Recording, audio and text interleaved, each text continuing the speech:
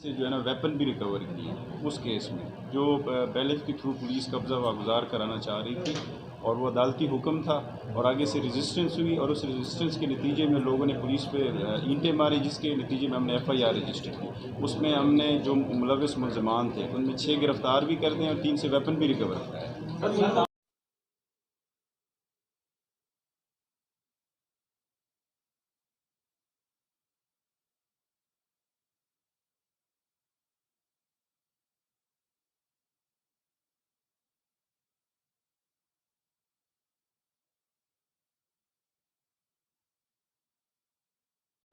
जो भी इसके अंदर उसकी वायलेशन में मौजूद होगा उसको हम इंशाल्लाह उसको शामिल तफ्तीश करके उसके जो भी एविडेंस मिली उसके मुताबिक कार्रवाई करेंगे। बोर्ड कार्रवाई होगी, किसी को कोई फेवर नहीं दी जाएगी कि चाहे शायद जो है पुलिस डिपार्टमेंट है वो उसकी पैट्रोनेज कर रही है। इसी नतीजे में CP साहब के अहकामात के मुताबिक हमारे बॉस ने उनको सस्पेंड भी किया है ताकि वो किस में देखें। अभी DSP का नाम सरदस्त तो हमारे सामने नहीं है। जो उसमें हमारे पास जैसे जैसे इंकशाफ हुए, चीज़ें रिवील हुई, फैक्ट्स, उसके नतीजे में हमने पुलिस वालों को जो है ना शामिल तफ्तीश की है। उसमें से एक पुलिस वाले का बाकायदा हमने उसको रिमांड पे भी लिया है, उससे हम इन्वेस्टिगेशन भी कर रहे हैं। उस सिलसिले में हमने 15 गाड़ियाँ भी रिकवर की। ये सिविल पुलिस के कुछ एहलकार हैं, कुछ रिटायर हैं और 1-2 हमारे पुलिस के एहलकार हैं, बाकी सिविल है। सिविल पुलिस का कुछ नेक्सस था जिसको हमने गैंग को जिसको बस्ट किया, जिसके नतीजे में हमने 15 गाड़ियाँ भी रिकवर की और फर्दर भी आगे हम इस पर कार्रवाई भी कंटिन्यू है। टोटल दूसरा रात से सुना है मुल्तान पुलिस पर बड़ा दबाव डाला जा रहा है इनको रिहा करने के लिए और इनके खिलाफ जो कार्रवाई जारी है वो रोकने के लिए। फिर शेख साहब इसके अंदर हमारा ऊपर किसी किस्म का कोई दबाव नहीं है और इसमें मैंने पहले भी बताया है कि कोई भी हमारे नज़दीक सिर्फ जो क्राइम है हमारा रिस्पांस उसके अगेंस्ट होगा।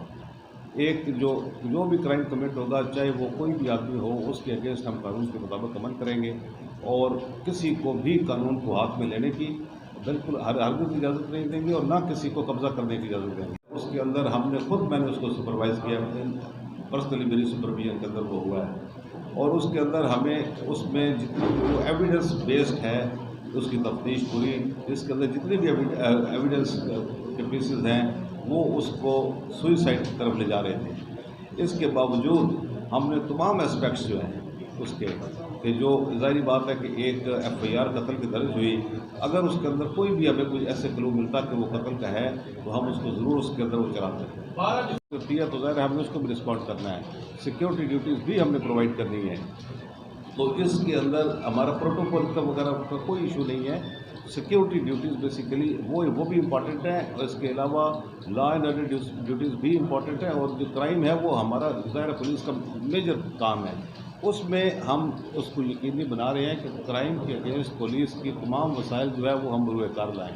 ये जो हमने आपके सामने मैंने बात की है कि जो केसेस ट्रेस हुए, ये बग़ैर पुलिस की एफर्ट्स के तमाम वसाइल को बरूए-कार लाए बगैर ये चीज़ें मुमकिन नहीं है और ये इसको रिफ्लेक्ट करती हैं कि हम पुलिस जो है उसको अपने तमाम वसाइल बरूए-कार ला रही है। के वाले डॉक्टर हैं और इनके जो मुलज़म है वो मेडिकल रेप के तौर पे उनका पास आना जाना था, जिसकी वजह से यहाँ पे ये घर भी तामीर कर रहे थे और इलाके के अंदर इनके जो वालिद हैं उनकी जनरल रेप्यूट ये है कि वहाँ पे वो खैरात वगैरह काफ़ी काम करते हैं, जिसकी वजह से एक इम्प्रेशन ये था कि ये एक इनकी माली पोजीशन जो है वो बेहतर है। इस वजह से उन्होंने ये वारदात की और इसमें सिर्फ एक मुलज़म जो है, बाकियों का क्रिमिनल रिकॉर्ड नहीं है। एक मुलज़म के ऊपर 3 FIRs पहले की मौजूद हैं। इसलिए में कोई आपका क्वेश्चन है तो आप ज़रूर करें। इसके अलावा हमारी जो ये तो मेरा ख्याल है कि बड़ा खुश नसीब आदमी है जिसको 25 लाख या 30 लाख की